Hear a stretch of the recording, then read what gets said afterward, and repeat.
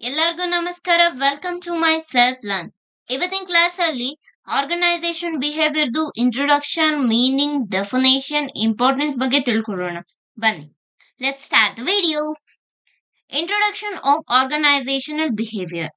Organisation behaviour ಇದು ಒಂದು ತುಂಬಾ ಇಂಟ್ರೆಸ್ಟಿಂಗ್ ಆಗಿರ್ತಕ್ಕಂಥ ಮತ್ತೆ ಚಾಲೆಂಜಿಂಗ್ ಆಗಿರ್ತಕ್ಕಂಥ ಸಬ್ಜೆಕ್ಟ್ ಆಗಿದೆ. ತುಂಬಾ ಇಂಟ್ರೆಸ್ಟಿಂಗ್ ಆಗಿ ಇರುತ್ತೆ. ಬಿಕಾಸ್ ನಾವಿಲ್ಲಿ ಏನ್ ಮಾಡ್ತೀವಿ, ಹ್ಯೂಮನ್ ಬಿಹೇವಿಯರ್ ಬಗ್ಗೆ ಸ್ಟಡಿ ಮಾಡ್ತೀವಿ ಅಲ್ವಾ. ಒಬ್ರೊಬ್ರು ಕ್ಯಾರೆಕ್ಟರ್ ಒಂದೊಂದ್ ತರ ಇರುತ್ತೆ. ಸೊ ಅದರಿಂದ ಒಂದ್ ಸ್ವಲ್ಪ ತುಂಬಾನೇ ಇಂಟ್ರೆಸ್ಟಿಂಗ್ ಆಗಿ ಇರುತ್ತೆ. ಮತ್ತೆ ಅವ್ರನ್ನ ಅರ್ಥ ಮಾಡ್ಕೊಳ್ಳೋದು ಸಹ ತುಂಬಾನೇ ಕಷ್ಟ ಆಗಿರುತ್ತೆ ಅಲ್ವಾ. ಇವಾಗ ಒಬ್ಬ ವ್ಯಕ್ತಿ ಈಗ ಹೆಂಗಿರ್ತಾನೆ ಅದ್ರ ನೆಕ್ಸ್ಟ್ ಇನ್ನೊಂದ್ ತರ ಇರಲ್ಲ. ಬಿಹೇವಿಯರ್ ಚೇಂಜ್ ಆಗ್ತಾ ಹೋಗ್ತಾ ಇರುತ್ತೆ. ಸೊ ಅದಕ್ಕೋಸ್ಕರ ನಮ್ಗೆ ಒಂದ್ ಸ್ವಲ್ಪ ಚಾಲೆಂಜಿಂಗ್ ಆಗು ಸಹ ಇರುತ್ತೆ. ಸೊ ನಿಮ್ಗೆ ಒಂದು ಚಿಕ್ಕ ಎಕ್ಸಾಂಪಲ್ ಹೇಳ್ತಾ ನಿಮ್ಗೆ ಈ ಕಾನ್ಸೆಪ್ಟ್ ನ ಅರ್ಥ ಮಾಡ್ಸಕ್ ಟ್ರೈ ಮಾಡ್ತೀನಿ. ಏನ್ ಈ ಆರ್ಗನೈಸೇಷನಲ್ ಬಿಹೇವಿಯರ್ ಯಾವ ತರ ಹೆಲ್ಪ್ ಆಗುತ್ತೆ ಅನ್ನೋದನ್ನ. ಇಲ್ಲಿ ನಿಮ್ಗೆ ಒಬ್ರು ಫ್ರೆಂಡ್ ಇರ್ತಾರೆ ಅಲ್ವಾ. ತುಂಬಾ ಚಿಕ್ಕ ವಯಸ್ಸಿನೂ ತುಂಬಾ ಫ್ರೆಂಡ್ಸ್ ಇರ್ತಾರೆ. ಆದ್ರೆ ಕೆಲವೊಬ್ರು ಫ್ರೆಂಡ್ಶಿಪ್ ಲಾಂಗ್ ಟರ್ಮ್ ವರ್ಗು ಕಂಟಿನ್ಯೂ ಆಗುತ್ತೆ. ಇನ್ ಕೆಲವೊಬ್ರದ್ದು ಮಧ್ಯದಲ್ಲೇ ಕಟ್ ಆಫ್ ಆಗುತ್ತೆ. ಯಾಕೆ? ಬಿಕಾಸ್ ಲ್ಯಾಕ್ ಆಫ್ ಅಂಡರ್ಸ್ಟ್ಯಾಂಡಿಂಗ್ ಅಲ್ವಾ. ಅವ್ರ ಬಿಹೇವಿಯರ್ ಚೇಂಜ್ ಆಗ್ತಾ ಹೋಗುತ್ತೆ. ಸೊ ಫ್ರೆಂಡ್ಶಿಪ್ ತುಂಬಾ ಲಾಂಗ್ ಟರ್ಮ್ ಅಲ್ಲಿ ಇರ್ಬೇಕು ಅಂತಂದ್ರೆ ಒಂದು ಅಂಡರ್ಸ್ಟ್ಯಾಂಡಿಂಗ್ ಆಗಿರ್ಬೇಕು. ಒಂದು ಅಂಡರ್ಸ್ಟ್ಯಾಂಡಿಂಗ್ ಅನ್ನೋದು ತುಂಬಾನೇ ಇಂಪಾರ್ಟೆಂಟ್ ರೋಲ್ ಪ್ಲೇ ಮಾಡುತ್ತೆ. ಫ್ರೆಂಡ್ಶಿಪ್ ಅಂತ ಅಲ್ಲ, ಯಾವ್ದೇ ಒಂದು ರಿಲೇಶನ್ಶಿಪ್ ಆಗಿರ್ಬೋದು, ಅಂಡರ್ಸ್ಟ್ಯಾಂಡಿಂಗ್ ಅನ್ನೋದು ತುಂಬಾನೇ ಮುಖ್ಯ. ನಾವ್ ಅವ್ರನ್ನ ಚೆನ್ನಾಗಿ ಅರ್ಥ ಮಾಡ್ಕೊಂಡ್ರೆ ಆ ರಿಲೇಶನ್ಶಿಪ್ ತುಂಬಾ ವರ್ಷ ಉಳಿಯುತ್ತೆ. ಇಲ್ಲ ನಾವ್ ಅವ್ರಿಗೆ ಅರ್ಥನೇ ಆಗಿಲ್ಲ, ಅವ್ರು ಏನು ಅಂತ ನಮಗ್ ಗೊತ್ತಿಲ್ಲ ಅಂತಂದ್ರೆ ಅದು ಕಟ್ ಆಫ್ ಆಗ್ಬಿಡುತ್ತೆ. ಸೊ ನಾವ್ ಅವ್ರನ್ನ ಅರ್ಥ ಮಾಡ್ಕೊಳ್ಳೋದಿದೆಯಲ್ಲ, ತುಂಬಾನೇ ಇಂಪಾರ್ಟೆಂಟ್ ಆಗಿರುತ್ತೆ. ಸೊ ಇದೇ ತರ ಆರ್ಗನೈಸೇಷನ್ ಅಲ್ಲೂ ಸಹ ನಡೆಯುತ್ತೆ. ಹೇಗೆ ಅಂದ್ರೆ ಒಬ್ಬ ಮ್ಯಾನೇಜರ್ ಏನು ಅಂದ್ರೆ ಅವನು ಅರ್ಥ ಮಾಡ್ಕೋಬೇಕು. ಇಂಡಿವಿಜುವಲ್ ಆಗಿ ಯು ಹ್ಯಾವ್ ಟು ಅಂಡರ್ಸ್ಟ್ಯಾಂಡ್. ಎಲ್ಲಾರ್ನು ಅರ್ಥ ಮಾಡ್ಕೊಳ್ತಾ ಹೋಗ್ಬೇಕು. ಅವಾಗ ಅವ್ರಿಗೆ ಒಂದು ಕರೆಕ್ಟ್ ಆಗಿರ್ತಕ್ಕಂತ ಒಂದು ಐಡಿಯಾ ಸಿಗುತ್ತೆ. ಈ ವ್ಯಕ್ತಿ ಈ ತರ, ಅವ್ರ ಹತ್ರ ನಾವ್ ಯಾವ ತರ ವರ್ಕ್ ತೆಗಿಸ್ಕೋಬೇಕು, ಯಾವ ತರ ವರ್ಕ್ ಮಾಡಿಸ್ಬೇಕು, ಯಾವ ತರ ಮೋಟಿವ್ ಮಾಡ್ಬೇಕು, ಈ ತರ ಎಲ್ಲ ಒಂದು ಐಡಿಯಾ ಸಿಗುತ್ತೆ. ಸೊ ಅದಕ್ಕಾಗಿ ಆರ್ಗನೈಸೇಷನಲ್ ಬಿಹೇವಿಯರ್ ಅನ್ನೋ ಏನಿದೆ ಅದು ತುಂಬಾನೇ ಹೆಲ್ಪ್ ಮಾಡುತ್ತೆ ಅಂಡ್ ತುಂಬಾ ಇಂಪಾರ್ಟೆಂಟ್ ರೋಲ್ ನ ಪ್ಲೇ ಮಾಡುತ್ತೆ ಸಹ. ಓಕೆನಾ? This is all about the introduction of organisational behaviour. Next, meaning of organizational behavior. Organizational behavior is the study of group and individual performance and activities within the organization. ಅಂತಂದ್ರೆ organisation behaviour ಏನಪ್ಪಾ ಅಂದ್ರೆ ಇಲ್ಲಿ ನಾವು group ಆಗಿರ್ಬೋದು, individual ಆಗಿರ್ಬೋದು, ಎಲ್ಲಿ organisation ಅಲ್ಲಿ perform ಮಾಡ್ತಾರೆ ಅಲ್ವಾ, ಅವರ ಪರ್ಫಾರ್ಮೆನ್ಸ್ ಮತ್ತೆ ಆಕ್ಟಿವಿಟೀಸ್ ನ ಏನ್ ಮಾಡ್ತೀವಿ, ಸ್ಟಡಿ ಮಾಡ್ತೀವಿ. ಇದನ್ನೇನಂತ ಕರಿತೀವಿ? ಆರ್ಗನೈಸೇಷನಲ್ ಬಿಹೇವಿಯರ್ ಅಂತ ಹೇಳಿ ಕರಿತೀವಿ. Then, definition of organizational behavior. According to Newstrom, organizational behavior is the study and application of knowledge to how people act or behave within the organization. ಅಂತ ಅಂದ್ರೆ ನ್ಯೂಸ್ಟ್ರೋಮ್ ಪ್ರಕಾರ ಆರ್ಗನೈಸೇಷನಲ್ ಬಿಹೇವಿಯರ್ ಅಂತ ಅಂದ್ರೆ ಇಲ್ಲಿ ನಾವು ಸ್ಟಡಿ ಮಾಡ್ತೀವಿ. ಏನ ಅಪ್ಲಿಕೇಶನ್ ಆಫ್ ನಾಲೆಜ್ ನಮಗ್ ಸಿಗುತ್ತೆ. ಯಾವ್ದ್ರ ಬಗ್ಗೆ, ಯಾವ ತರ ಒಂದು ಆರ್ಗನೈಸೇಷನ್ ಅಲ್ಲಿ ಯಾವ ತರ ಪೀಪಲ್ ಆಕ್ಟ್ ಮಾಡ್ತಾರೆ, ಬಿಹೇವ್ ಮಾಡ್ತಾರೆ, ಅದ್ರ ಬಗ್ಗೆ ನಾವು ಸ್ಟಡಿ ಮಾಡ್ತೀವಿ. ಅದ್ರ ಬಗ್ಗೆ ನಾಲೆಜ್ ನ ಸಿಗುತ್ತೆ. ಓಕೆನಾ?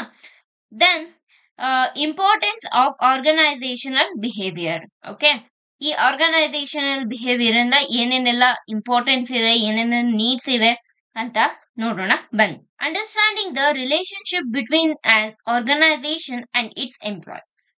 ನಾವು ಈ ಆರ್ಗನೈಸೇಷನಲ್ ಬಿಹೇವಿಯರ್ ನ ಸ್ಟಡಿ ಮಾಡೋದ್ರಿಂದ ನಮ್ಗೆ ಏನ್ ಗೊತ್ತಾಗುತ್ತೆ ಅಂದ್ರೆ, ಇವಾಗ ಆರ್ಗನೈಸೇಷನ್ ಮತ್ತೆ ಅದರ ಎಂಪ್ಲಾಯ್ಸ್ ನಡುವೆ ಯಾವ ತರ ಒಂದು ರಿಲೇಶನ್ಶಿಪ್ ಇದೆ ಅನ್ನೋದು ನಮ್ಗೆ ಗೊತ್ತಾಗುತ್ತೆ.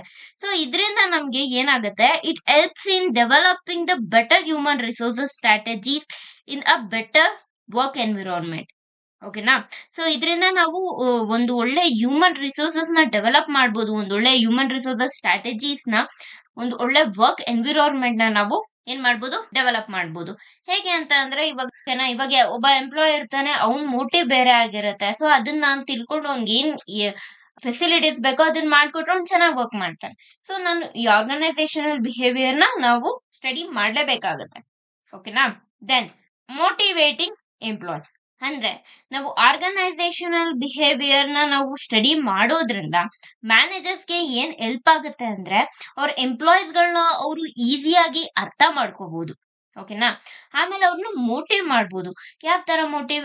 ಅವರು ಕೆಲವೊಂದು ಟೂಲ್ಸ್ ಗಳಿರುತ್ತೆ. ಇವಾಗ ಒಬ್ರೊಬ್ರಿಗೂ ಒಂದೊಂದು ಟೂಲ್ಸ್ ಗಳನ್ನ ಬೆಳೆಸ್ಬೇಕಾಗತ್ತೆ. ಅಂದ್ರೆ ಇವಾಗ ಒಬ್ಬ ಎಂಪ್ಲಾಯಿ ದುಡ್ಗೋಸ್ಕರ ವರ್ಕ್ ಮಾಡ್ತಿದ್ರೆ ಅವ್ನಿಗೆ ದುಡ್ಡಿನ ಮುಖಾಂತರ ಮೋಟಿವ್ ಮಾಡ್ಬೇಕಾಗತ್ತೆ. ಇನ್ನ ಕೆಲವೊಬ್ರು ಎಂಪ್ಲಾಯೀಸ್ ನನ್ನ ರೆಕಗ್ನೈಸ್ ಮಾಡ್ಲಿ, ನನ್ ಸ್ಯಾಟಿಸ್ಫ್ಯಾಕ್ಷನ್ ಆಗ್ಬೇಕು, ಜಾಬ್ ಸ್ಯಾಟಿಸ್ಫ್ಯಾಕ್ಷನ್ ಇಂದ ಕೆಲವೊಬ್ರು ವರ್ಕ್ ಮಾಡ್ತಿರ್ತಾರೆ. ಅವ್ರಿಗೆ ಯಾವ ತರ ಮೋಟಿವ್ ಮಾಡ್ಬೇಕು, ಈ ಟೂಲ್ ಅನ್ನೋದು ಅವ್ರಿಗೆ ಸಿಗತ್ತೆ. ಸೊ ಆ ಟೂಲ್ ನ ಬಳಸ್ಕೊಂಡು ಅವ್ರನ್ನ ಚೆನ್ನಾಗಿ ಮೋಟಿವ್ ಮಾಡ್ತಾ ಚೆನ್ನಾಗಿ ರಿಸಲ್ಟ್ ನ ತೆಗಿಸ್ಬೋದು. ಓಕೆನಾ? ಸೊ ಇದರಿಂದ ಆರ್ಗನೈಸೇಷನ್ ಪರ್ಫಾರ್ಮೆನ್ಸ್ ಸಹ ಜಾಸ್ತಿ ಆಗುತ್ತೆ. ಓಕೆನಾ? Then improving industrial or labour relations ಅಂತ ಅಂದ್ರೆ ನಾವು ಆರ್ಗನೈಸೇಷನ್ ಬಿಹೇವಿಯರ್ ನ ನಾವು ಸ್ಟಡಿ ಮಾಡೋದ್ರಿಂದ ನಮ್ಗೆ ನಾವು ಏನ್ ಕಾಸ್ ಆಗ್ಬೋದು, ಇವಾಗ ಒಂದ್ ಯಾವ್ದೋ ಒಂದು ಪ್ರಾಬ್ಲಮ್ ಕ್ರಿಯೇಟ್ ಆಗುತ್ತೆ.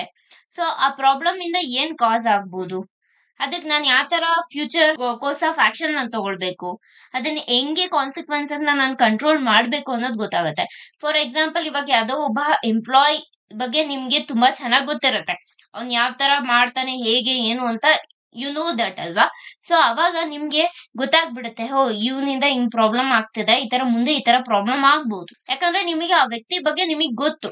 ಇವಾಗ ಕೆಲವೊಬ್ರು ಕಂಪನೀಸ್ ಗಳಿಗೆ ದುಡ್ಡು ದುಡ್ಡು ಅಂದ್ರೆ ತುಂಬಾ ಆಸೆ ಬೀಳ್ತಿರ್ತಾರೆ. ಸೊ ಅಂತ ಎಂಪ್ಲಾಯೀಸ್ ಗಳ ಬಗ್ಗೆ ನೀವು ತಿಳ್ಕೊಂಡಿರ್ತೀರ ಅಲ್ವಾ? ಸೊ ಇವ್ರು ದುಡ್ಡು ಕೊಟ್ರೆ ಏನಾದ್ರೂ ಮಾಡ್ಬೋದು ಅನ್ನೋದು ನಿಮಗ್ ಗೊತ್ತಿರತ್ತೆ. ಸೊ ಅದಕ್ಕೆ ನೀವೇನ್ ಮಾಡ್ತೀರಾ, ಎಷ್ಟ್ ಬೇಕೋ ಅಷ್ಟು ವರ್ಕ್ಸ್ ಮಾಡಿಸ್ಕೊಳ್ತೀರಾ ಅಷ್ಟೇ. ಅದ್ರ ಬಿಟ್ಟು ಎಕ್ಸ್ಟ್ರಾ ಇನ್ಫಾರ್ಮೇಶನ್ಸ್ ಆಗ್ಲಿ ಏನೇ ಆಗ್ಲಿ ಕೊಡಲ್ಲ. ಬಿಕಾಸ್ ಅವ್ರಿಗೆ ದುಡ್ಡಿನ ಬಗ್ಗೆ ಆಸೆ ಇರೋದ್ರಿಂದ ಬೇರೆ ಕಂಪನಿ ಕಡೆಯಿಂದ ಅವ್ನಿಗೆ ದುಡ್ಡು ಕೊಟ್ಟು ನಮ್ಮ ಕಂಪನಿ ಇರ್ತಕ್ಕಂಥ ವೀಕ್ನೆಸ್ ಪಾಯಿಂಟ್ಸ್ ಗಳನ್ನ ಬಿಟ್ಕೊಡ್ಬಿಡ್ಬೋದು, ಅಥವಾ ಫಾರ್ಮುಲಾಸ್ ಗಳನ್ನ ಬಿಟ್ಕೊಡ್ಬಿಡ್ಬೋದು ಅಂತ ಅಲ್ವಾ? ಸೊ ಈ ಅದನ್ನ ನಾನು ಯಾವ ತರ ಕಂಟ್ರೋಲ್ ಮಾಡ್ಬೋದು, ಯಾವ ತರ ಫೇಸ್ ಮಾಡ್ಬೇಕು ಅನ್ನೋ ಒಂದು ಐಡಿಯಾ ಸಿಗುತ್ತೆ. ಓಕೆನಾ? ಸೊ ಅದ್ರಿಂದ ನಾವು ಬೆಟರ್ ರಿಲೇಷನ್ಸ್ ನಾವು ಮೇಂಟೈನ್ ಮಾಡ್ಬೋದು. Okay, by nipping any problem in bird ಅಂತ ಹೇಳ್ತೀವಿ. ಅಂದ್ರೆ ಮೊಗ್ಗಿದಾಗೆ ಅದನ್ನ ಚೂಟ್ ಹಾಕ್ಬಿಡ್ಬೇಕು, ಅದನ್ನ ಹಳ್ಳೋಗ್ಬಿಡ್ಬಾರ್ದು. ಆಯ್ತಾ? ಅಂದ್ರೆ ಇದನ್ನ ಯಾವ ತರ ಅರ್ಥ ಮಾಡ್ಕೋಬೇಕು ಅಂತ ಅಂದ್ರೆ, ಅವರು ಆ ತರ ಅಂತ ಗೊತ್ತಾಯ್ತು ಅಂದಾಗ ವಿ ಹ್ಯಾವ್ ಟು ಅವಾಯ್ಡ್. ನಮ್ಗೆ ಎಷ್ಟ್ ಕೆಲ್ಸ ಬೇಕೋ ಅಷ್ಟ್ ಕೆಲ್ಸ ಮಾಡಿಸ್ಕೋಬೇಕು. ಅವಾಗ ರಿಲೇಷನ್ ಚೆನ್ನಾಗೇ ಇರುತ್ತೆ ಆರ್ಗನೈಸೇಷನ್ ನಡುವೆ ಮತ್ತೆ ಆ ಪರ್ಟಿಕ್ಯುಲರ್ ಎಂಪ್ಲಾಯ್ ಮಧ್ಯೆ ಅಲ್ವಾ? ಇನ್ ಕೇಸ್ ನಾನು ಅವ್ರಿಗೆ ಗೊತ್ತಿದ್ದು ನಾನು ಫಾರ್ಮುಲಾಸ್ ಗಳನ್ನ ಅದು ಇದನ್ನ ತುಂಬಾ ಕಂಪನಿದೆಲ್ಲ ನಾನು ಹೇಳ್ತಾ ಹೋದ್ರೆ ಇಟ್ಸ್ ನಾಟ್ ಗುಡ್ ಅಲ್ವಾ? ನಮ್ಗೆ ಎಫೆಕ್ಟ್ ಆಗೋದು. ನೋಡಿ, ಇದು ಸಹ ಆರ್ಗನೈಸೇಷನಲ್ ಬಿಹೇವಿಯರ್. ಓಕೆ, ಇದಕ್ಕೆ ನಾವು ಸ್ಟಡಿ ಮಾಡ್ಬೇಕಾಗ್ತದೆ ಆರ್ಗನೈಸೇಷನ್ ಬಿಹೇವಿಯರ್ ನ. ಓಕೆನಾ?